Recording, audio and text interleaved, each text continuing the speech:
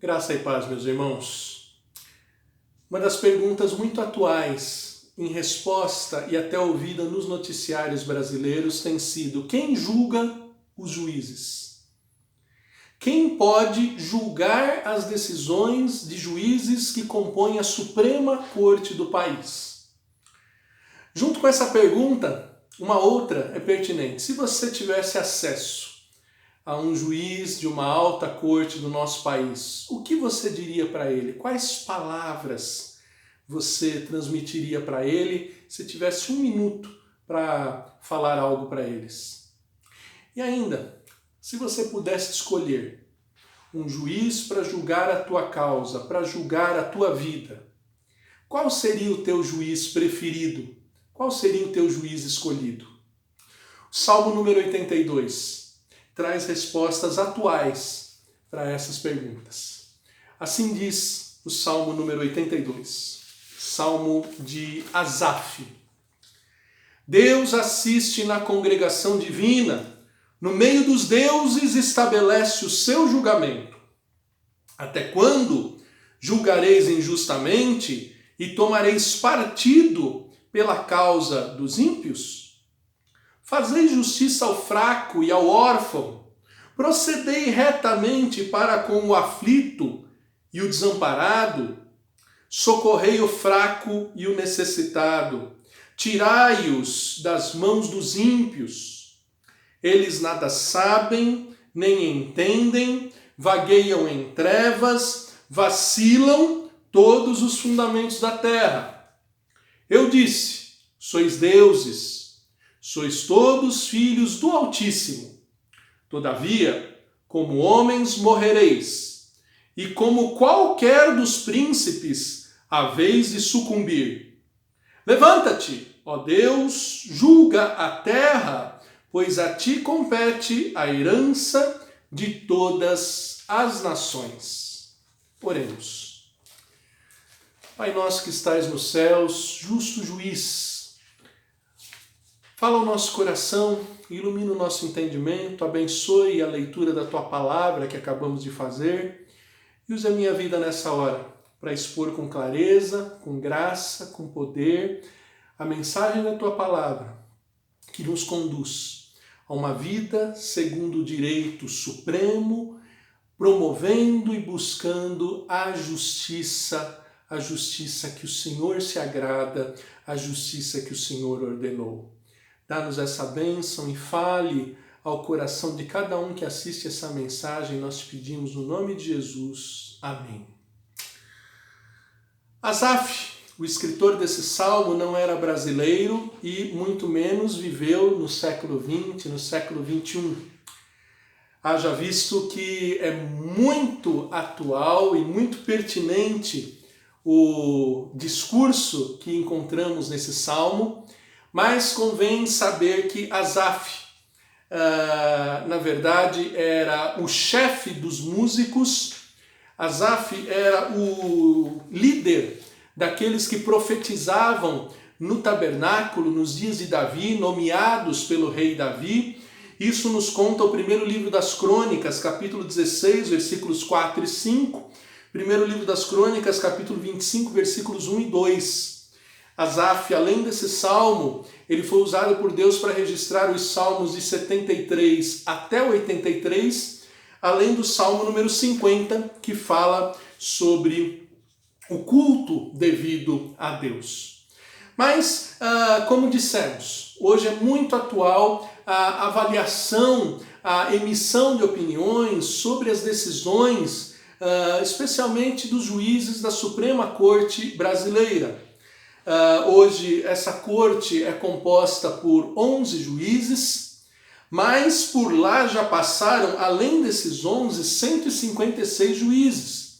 A Suprema Corte Brasileira ela existe desde 1890, embora em 1824, na Constituição, o artigo 163 já regulamentava aquilo que era chamada Casa de Suplicação. Quando a coroa portuguesa veio para o Brasil, trouxe já um sistema onde havia ali esse órgão onde as petições os recursos eram levados para uma última instância. A revista The Economist, em 2009, revista britânica, ela diz que o Supremo Tribunal Federal brasileiro é o tribunal mais sobrecarregado do mundo. Pra você ter uma ideia, nos últimos 10 anos, de 2010 para cá, 1.168.567 decisões foram proferidas pelo Supremo Tribunal Federal.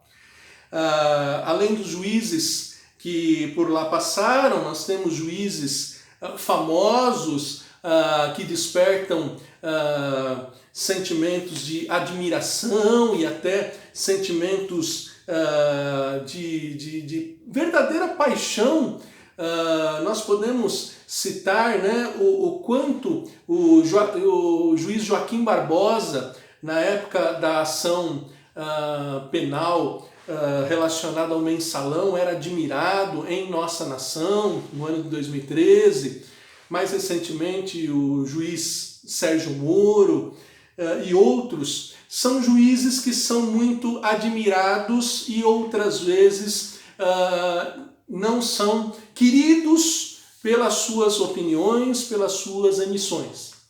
Ocorre, irmãos, que quando falamos de avaliar juízes, nós não devemos apenas considerar aqueles que estão nas cortes, aqueles que estão investidos de autoridade por causa do seu notório saber jurídico, por causa da sua aprovação em concursos públicos para compor essas cortes, mas todos nós podemos estar na posição de alguém que afeta uma decisão jurídica. Qualquer um de nós pode ser convocado para ser membro de um júri popular e sermos instrumentos divinos para a tomada de decisão sobre a vida de alguém, sobre a vida de uma empresa, sobre a vida de uma nação, como testemunhas, enfim.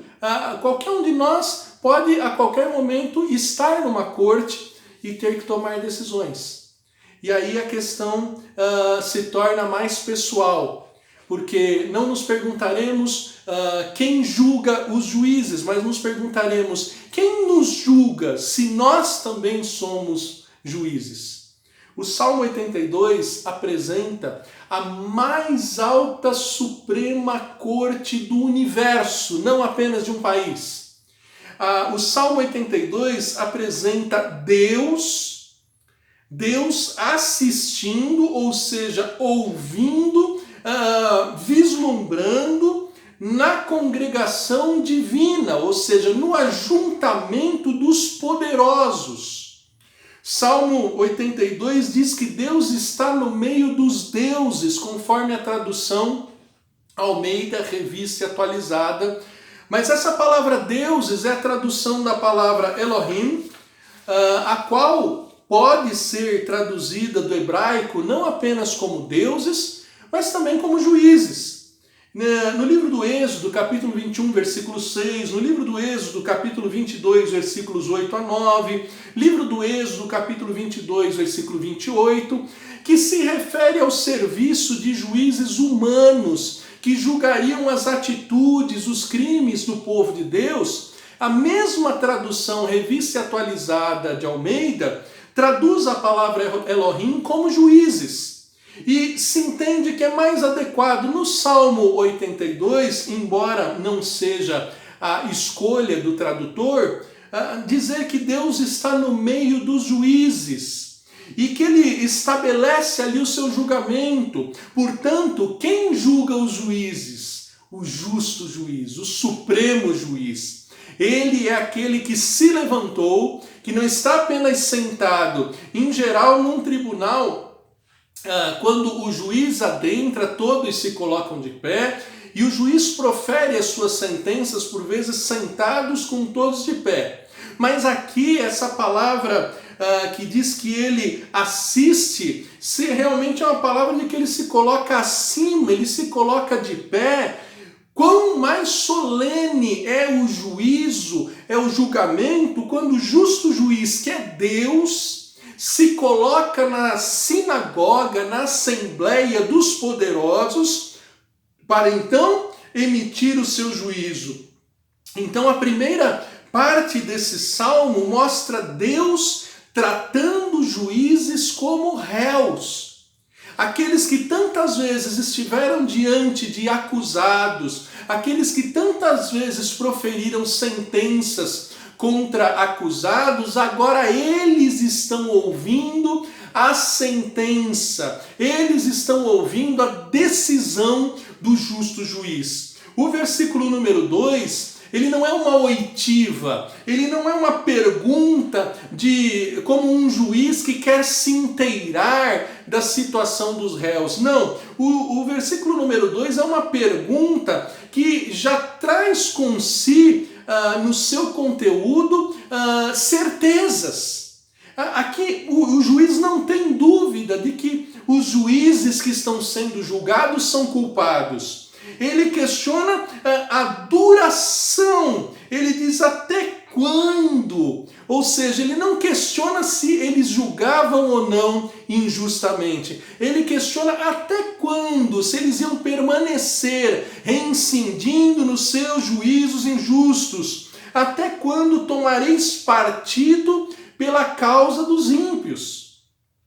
A pergunta traz uma certeza de que aqueles juízes não estavam fazendo aquilo para o qual eles foram constituídos. Asaf, ele viveu nos dias de Davi, o segundo dos reis de Israel, e o período anterior ao período dos reis de Israel foi o período dos juízes. Os juízes foram estabelecidos desde os dias de Moisés, quando Moisés recebeu a lei, e quando Moisés, até ouvindo o conselho do seu sogro Jetro, entendeu que uma pessoa só não era suficiente para julgar as causas de diferentes níveis de diferentes pessoas no reino de Israel. Então, até então, nos dias de Moisés, Israel era uma nação teocrática, não é? E assim, o que tinha a palavra de Deus, o que tinha recebido a lei de Deus, era aquele instituído por Deus para estabelecer o juízo. E nós podemos ler no livro do Deuteronômio, capítulo 1, versículos 12 a 18, que foi dada uma instrução quando esses auxiliares de Moisés foram nomeados. Veja só, Deuteronômio 1, 12 a 18 diz o seguinte: Como suportaria eu sozinho o vosso peso, a vossa carga e a vossa contenda? Pergunta Moisés. Tomai vós, homens sábios, inteligentes, experimentados, segundo as vossas tribos, para que os ponha por vossas cabeças. Então me respondestes e dissestes: é bom cumprir a palavra que tens falado. Tomei,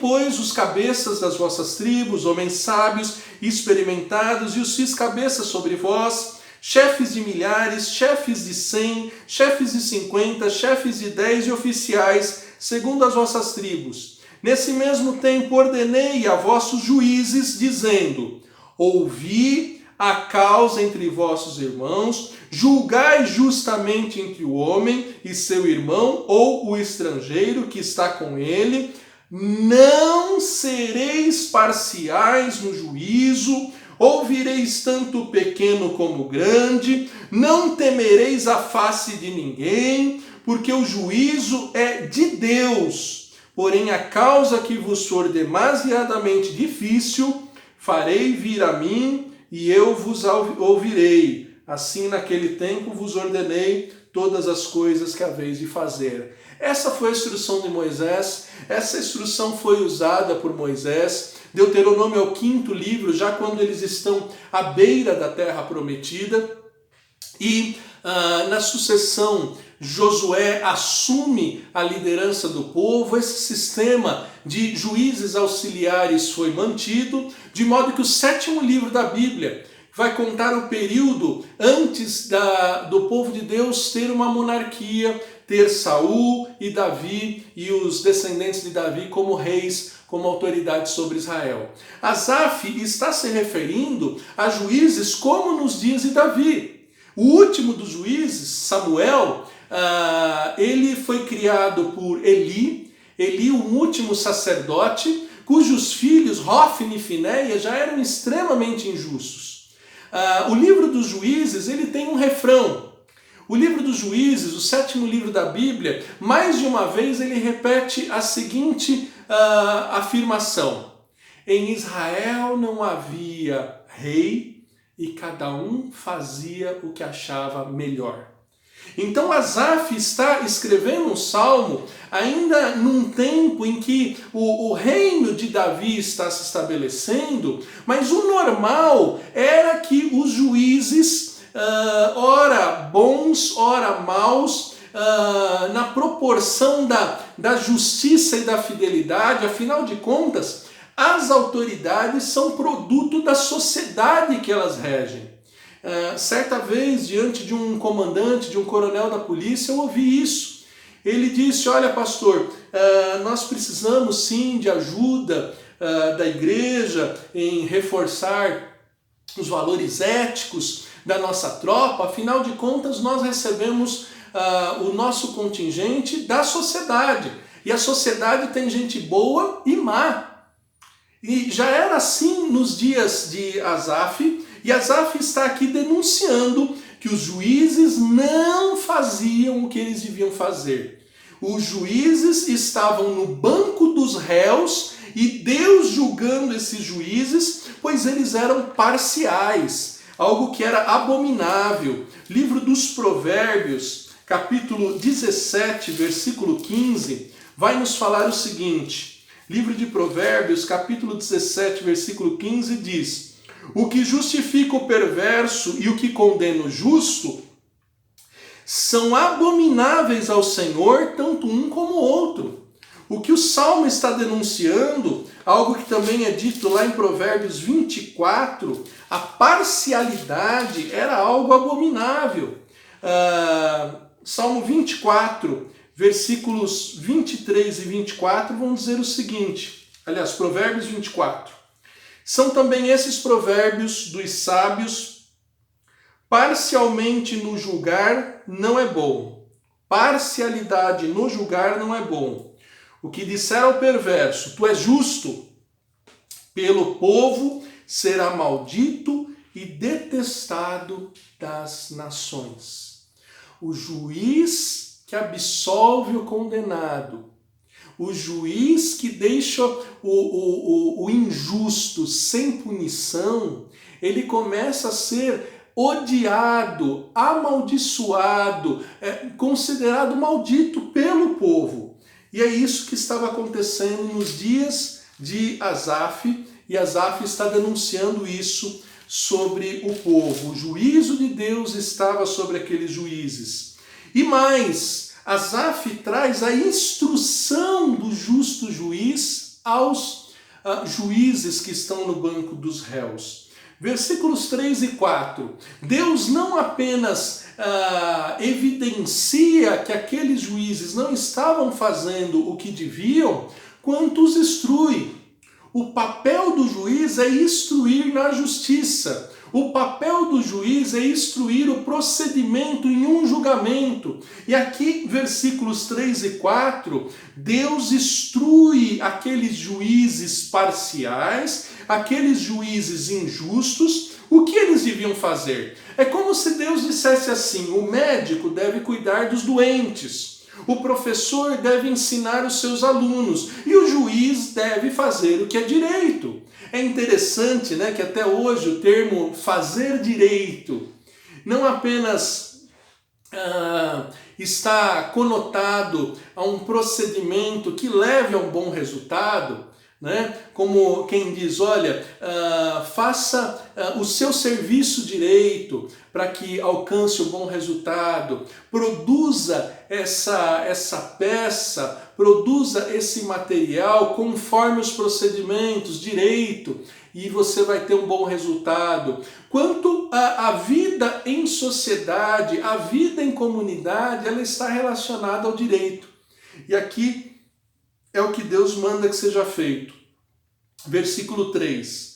Fazei justiça ao fraco e ao órfão. Fazei justiça ao fraco e ao órfão. Procedei retamente para com o aflito, e o desamparado. Isso nada mais era do que Deuteronômio 24:17 já prescrevia para as autoridades. Deuteronômio 24:17, além de outras prescrições, ele diz o seguinte: não perverterás o direito do estrangeiro e do órfão, nem tomarás o penhor, a roupa da viúva. Ou seja, não tire tudo que o miserável tem, não deixe a viúva descoberta, não deixe o órfão desamparado. E era exatamente isso que eles não estavam fazendo. E isso se repete depois, nos dias do profeta Isaías, quando Ezequias reinava. Muito depois, isso novamente se repetiu. E hoje em dia nós vemos por vezes essas coisas acontecendo. E isso é terrível, isso é abominável. Não apenas Asaf instruiu isso, mas o próprio rei Davi, homem segundo o coração de Deus.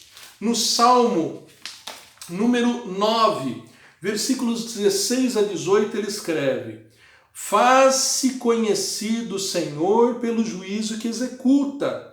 Enlaçado está os ímpios nas obras das suas próprias mãos. Os perversos serão lançados no inferno e todas as nações que se esquecem de Deus, pois o necessitado não será para sempre esquecido, e na esperança dos aflitos não se há de frustrar perpetuamente.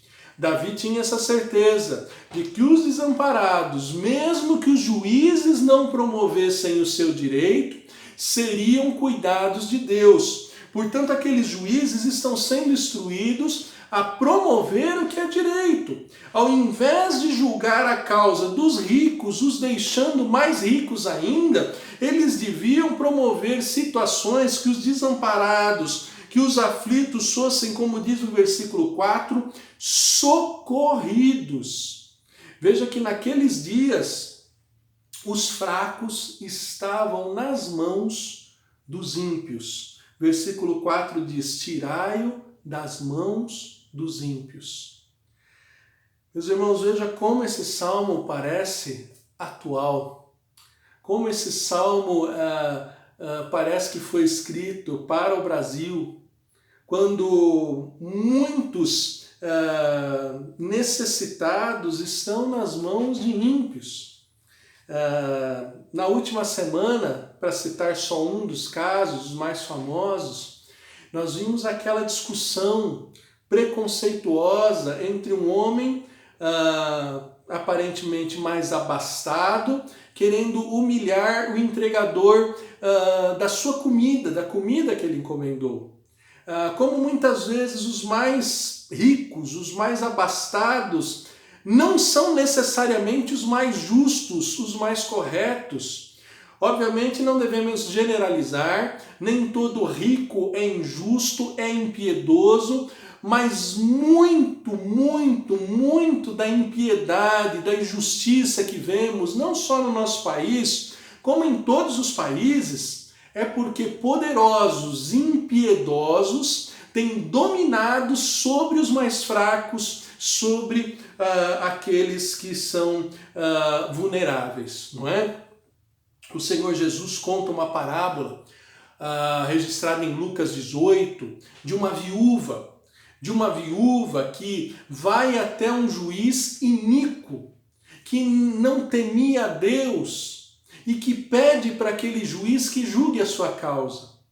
E aquele juiz, por causa da importunação, e ali o significado de importunação é colocar um tapa-olho, uma expressão ali usada como que aquela viúva tinha como tornar conhecido o serviço daquele juiz, e se aquele juiz não julgasse a sua causa, lhe negasse a justiça, ela diria para os outros o que ele não fez e ele seria conhecido como um juiz com tapa-olho, um juiz de visão parcial, um juiz que não olha para os necessitados. E por causa dessa importunação, desse tapa-olho, aquele juiz iníquo julgou a causa daquela viúva desamparada. E a Bíblia diz, o próprio Senhor Jesus diz, que Deus julgará a causa dos seus, ainda que pareça demorado. Então,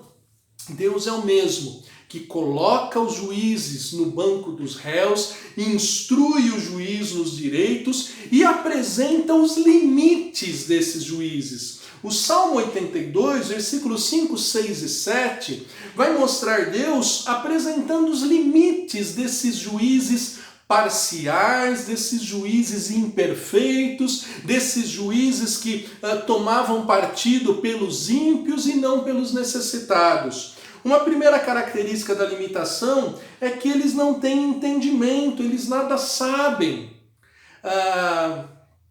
Era-se esperado dos juízes que eles fossem os mais doutos, os mais inteirados, os mais instruídos, e o versículo 5 diz, não, é um bando de ignorantes, é um bando de gente sem entendimento. E veja, meus irmãos, diplomas não significam sabedoria. Muitas pessoas têm diplomas e mais diplomas na parede dos seus gabinetes, e, no entanto, são pessoas extremamente estúpidas, ignorantes, repugnantes. Sim, o que está sendo dito aqui, que são juízes que vagueiam em trevas, homens que andam como se a luz estivesse apagada, não sabem para onde vão. O Senhor Jesus certamente certa vez, se referindo a juízes religiosos, ele diz, vocês são cegos guiando outros cegos. Vocês são homens que não sabem para onde estão indo. E o versículo 5 diz ainda pior, vacilam todos os fundamentos da terra. E isso é o que há de mais grave. Quando a crise está na esfera jurídica, quando os juízes são ignorantes, sem entendimentos, estúpidos, acontece aquilo que o Salmo 11, versículo 3, afirma como tão desesperador. Salmo 11, versículo 3, diz o seguinte, ora, destruídos os fundamentos, que poderá fazer o justo? Ou seja, se alguém que anda em justiça precisa recorrer a um tribunal, e no tribunal os fundamentos que ali estão são impiedade, são injustiça, nós vamos pedir socorro para quem? Nós vamos levar as nossas causas para quem? Os roubos, as matanças, os adultérios, os falsos testemunhos, as fake news vão ser julgadas por quem? Se nos tribunais não há justiça, não há o fundamento da justiça que preserva o desamparado, que cuida do mais frágil e que não toma partido pelo ímpio.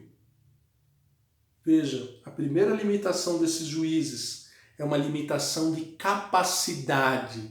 Juízes incapazes, incompetentes. Uma segunda limitação que é colocada aqui é a limitação de que eles são instituídos por Deus.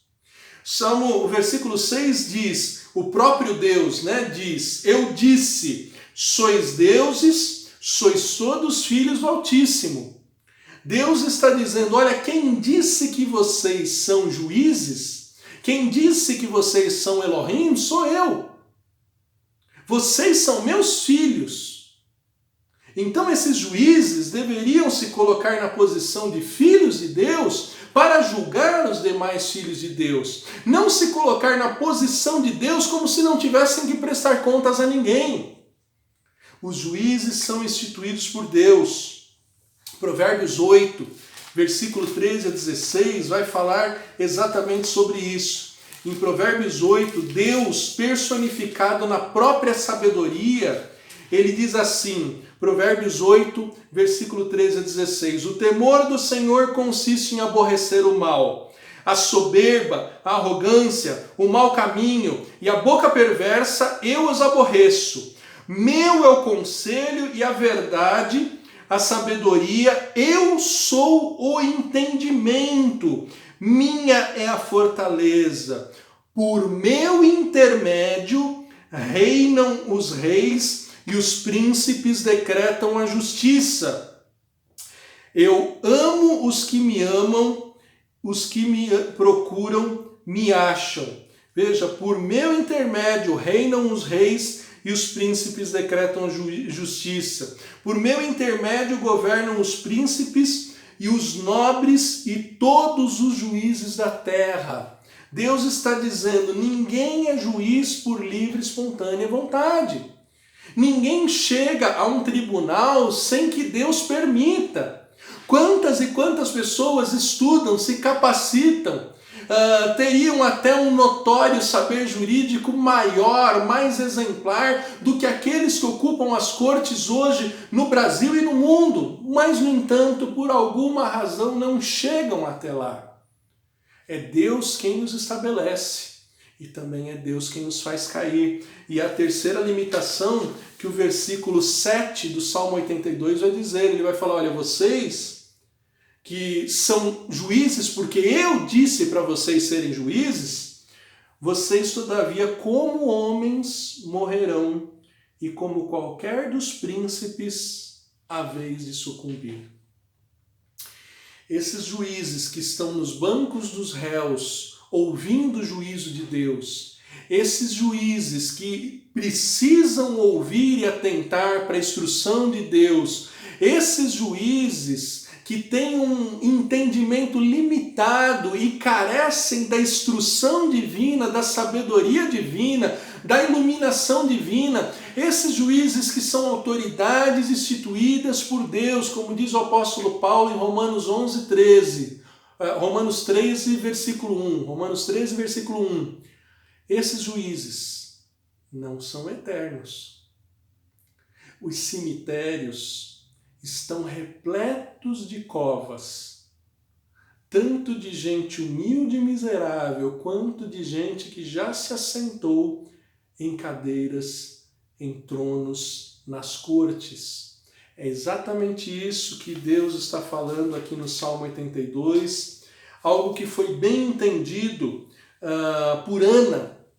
Ana, ali, mãe do último juiz Samuel, e quando recebe Samuel, ela registra no livro que leva o seu nome, o nome de Samuel, Ana registra o seguinte, no capítulo 2, versículos 3 a 10. Não multipliqueis palavras de orgulho, nem saiam coisas arrogantes da vossa boca, porque o Senhor é o Deus da sabedoria e pesa todos feitos em balança. Deus é o juiz que pesa todos na balança, a balança que até hoje é um símbolo da justiça. Ana diz mais no cântico que ela compôs, inspirada pelo Espírito de Deus, e está registrada no livro de Samuel, capítulo 2, 3 a 10. Ela diz mais, o arco dos fortes é quebrado, porém os débeis cingidos de força. Os que antes eram fartos, hoje se alugam por pão, mas os que andavam famintos não sofrem mais fome. Até a estéril tem 7 filhos, e a que tinha muitos filhos perde o vigor. O Senhor é o que tira a vida e a dá, faz descer a sepultura e faz subir. Levanta sobre o pó, o pobre do pó, levanta o pobre do pó, e desde o monturo exalta o necessitado para fazê-lo assentá-lo entre os príncipes. Para o fazer herdar o trono de glória, porque do Senhor são as colunas da terra e assentou sobre elas o mundo. Ele guarda os pés dos seus santos, porém os perversos emudecem nas trevas da morte, porque o homem não prevalece pela força. Os que contendem com o Senhor são quebrantados, dos céus troveja contra eles. O Senhor julga as extremidades da terra. dá força ao seu rei e exalta o poder do seu ungido. Queridos, ninguém é juiz para sempre. E veja que de onde menos se espera, Deus levanta juízes. Nós temos visto isso na história da nossa nação. Citei há pouco o juiz Joaquim Barbosa, e ele tem na sua história ser filho de uma mãe muito humilde. Ele tem na sua história ter sido faxineiro e chegou onde chegou, a mais alta corte do nosso país, corte que julga tanto a vida de presidentes como, às vezes, a causa de mães que roubam um pão com manteiga para levar para o seu filho faminto dentro das suas casas. De onde menos se espera, se erguem juízes, porque é Deus que impõe limite aos juízes. Nenhum juiz vive um dia a mais ou a menos sem que o decreto de Deus seja cumprido. Veja como, quando menos se esperou, acidentes levaram a vida de juízes da Suprema Corte do nosso país ao final dos seus mandatos. Portanto, o juiz que julga os juízes é aquele que apresenta a denúncia contra os juízes impiedosos, contra os juízes parciais. Esse justo juiz instrui o direito que os juízes devem seguir. Esse justo juiz é quem impõe limites para a atuação de todos os juízes sobre a face da terra. Esse juiz é o juiz que deve ser desejado. Se você puder escolher, se você tivesse que escolher um juiz para julgar as suas causas, faça como Asaf.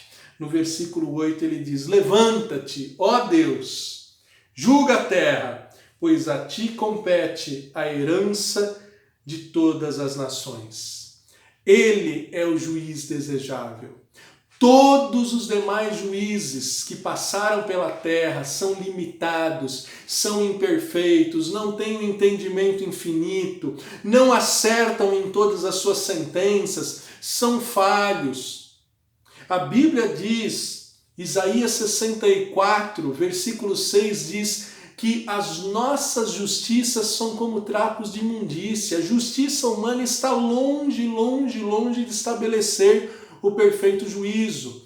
Mas no Salmo número 8, diante de toda essa situação caótica que Asaf coloca, mostrando como os juízes são imperfeitos, como eles são limitados, como eles fazem julgamentos errados, no versículo 8 ele diz: levanta-te, ó Deus, julga a nossa causa.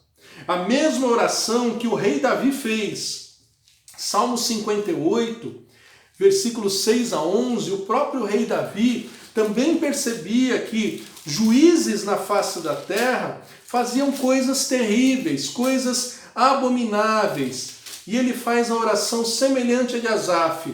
Salmo 58, 6 a 11 diz: ó Deus, quebra-lhes os dentes na boca, arranca, Senhor, os queixais aos leõezinhos. Ele está falando de quem? Olha o versículo 1 do Salmo 58.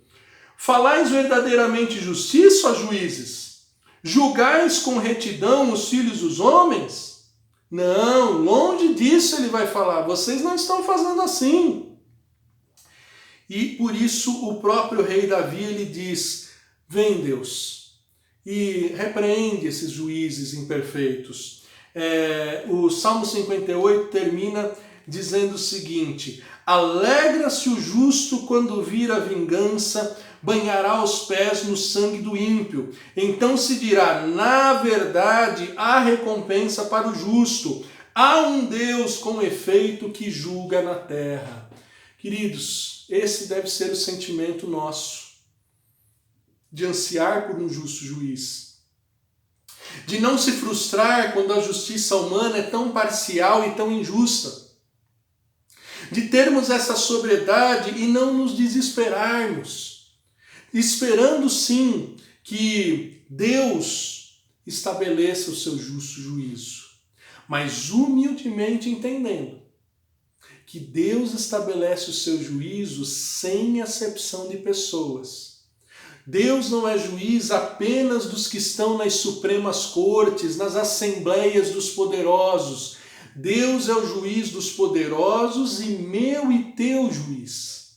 Por isso, diante do que vimos nesse salmo, algumas aplicações são interessantes. Primeiro, a cultura e a poesia do povo de Deus deve denunciar as injustiças. Lembre-se, Asaf era o chefe dos músicos. E ele compõe essa poesia, algo que muitas vezes deve ter sido cantado no templo, requerendo que os juízes tomassem posição de justiça.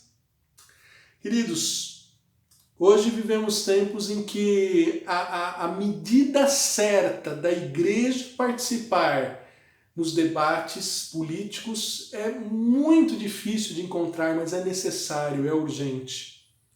Se tem alguém que deve reclamar, que deve ter fome e sede de justiça, que não deve se conformar com julgamentos parciais, que não deve se acomodar com esses julgamentos que favorecem ricos e cada vez dificultam mais a vida dos pobres, somos eu e você, filhos de Deus, igreja do Senhor Jesus.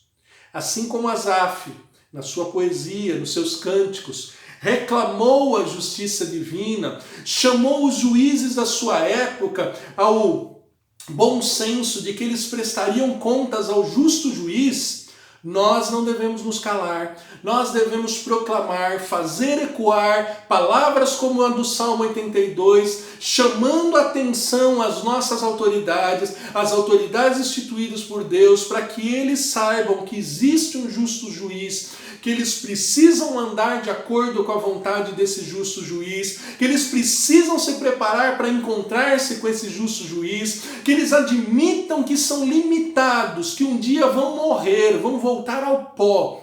E quando voltarem ao pó, prestarão contas àquele a quem chamaram de pai, àqueles de quem eles são filhos. Essa é uma primeira aplicação à luz desse salmo e da autoria desse salmo. Uma segunda aplicação. Às vezes eu vejo adesivo nos carros de algumas pessoas dizendo: só Deus pode me julgar. Como quem diz assim: olha, não dê palpites na minha vida. As pessoas andam querendo uma independência. As pessoas não andam muito dispostas a prestar contas, a terem com quem avaliar as suas próprias vidas. Quando eu vejo alguém com esse adesivo no carro dizendo só Deus pode me julgar, eu fico pensando assim: isso não te preocupa? Isso tem que preocupar a mim e a ti. O Senhor Jesus, diante de religiosos que já estavam o julgando e o sentenciando, o Senhor Jesus, conforme registra João 10, 30 a 39, ele tinha acabado de dizer: eu e o Pai somos um. Religiosos naquela época pegaram em pedras para apedrejá-lo, como se ele estivesse quebrando o terceiro mandamento, usando o nome de Deus em vão. E aí Jesus questiona: por qual das obras do meu Pai vocês estão me condenando? E eles dizem: não é por obras.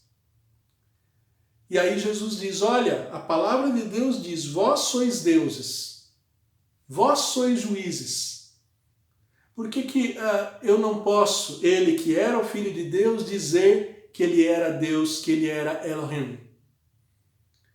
Ali o Senhor Jesus chamou incrédulos, precipitados nos seus julgamentos religiosos, a uma consciência de que estavam em pecado. Deus julga os incrédulos. A primeira exigência de Deus no seu tribunal é a fé que você tem na palavra dele, a fé que você tem no Filho dele enviado por Deus. Você crê em Jesus? Ou você, como aqueles religiosos nos dias de Jesus, não acreditavam em Jesus?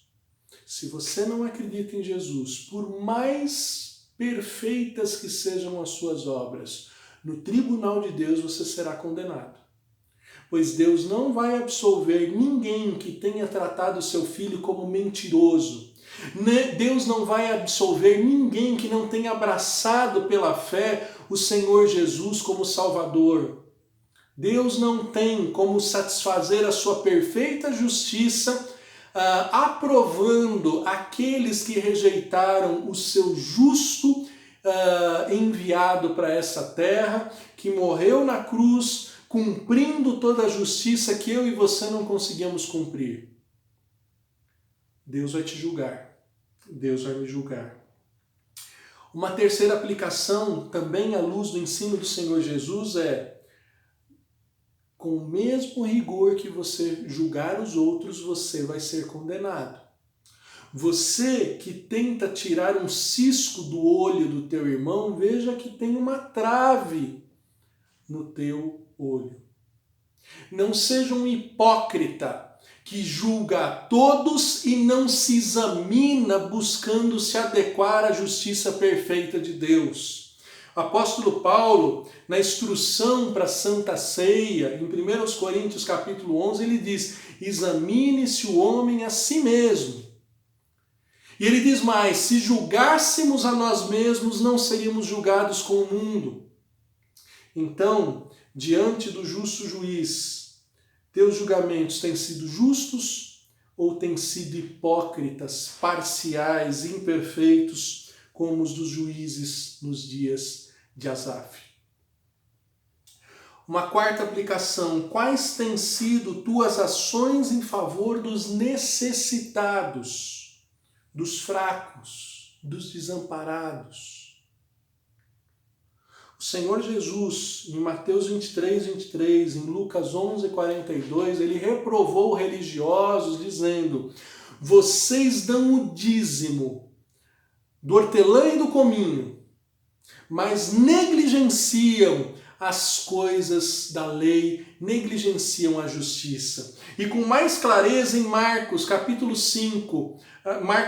7, versículos 5 a 13, quando hipócritas fariseus questionavam a falta de lavar as mãos de Jesus e dos seus discípulos, Jesus disse: olha, vocês são tão hipócritas, porque quando alguém pede ajuda, vocês dizem: olha, esse dinheiro que eu tenho é corbã, ou seja, é reservado para oferta no templo. E fazem isso inclusive para não ajudar as suas mães, os seus pais, não honram as viúvas, não honram os necessitados. Será que nós temos sido assim também? Nós condenamos os poderosos que oprimem os necessitados, mas nós não temos feito nada para socorrer o necessitado. Há uma série de formas. Por exemplo, a Associação Evangélica Beneficente de São Paulo é uma das associações que tem com responsabilidade socorrido necessitados, idosos, desamparados, moradores de rua. Se você fica às vezes com medo de dar a tua oferta para um pedinte que vai usar aquilo de uma forma irresponsável, ajude instituições sérias, socorra os necessitados. Quais são os teus limites? Se o nosso entendimento como juízes é limitado, vamos à palavra de Deus, vamos buscar a instrução. Não nos conformemos com a nossa ignorância sendo juízes estúpidos. Lembremos, nós não podemos ser estáveis. Melhor, instáveis, temos que ser estáveis. Não podemos ter um juízo uma hora e outro juízo outra hora, temos que ser firmes.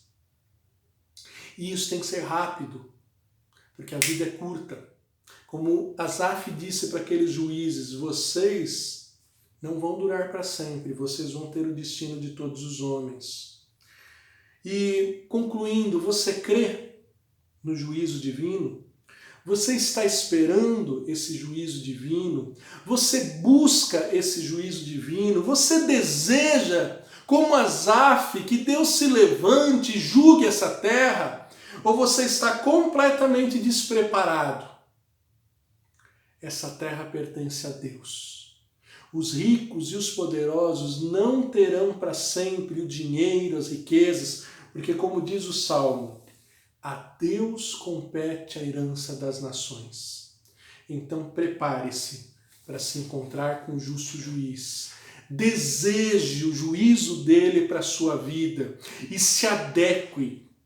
Reconheça os seus limites, se arrependa das suas injustiças, das suas omissões e esteja pronto para estar no banco dos réus quando o justo juiz vier, pois é inevitável a vinda do justo juiz. Que Deus te abençoe, te prepare para o julgamento do juízo final.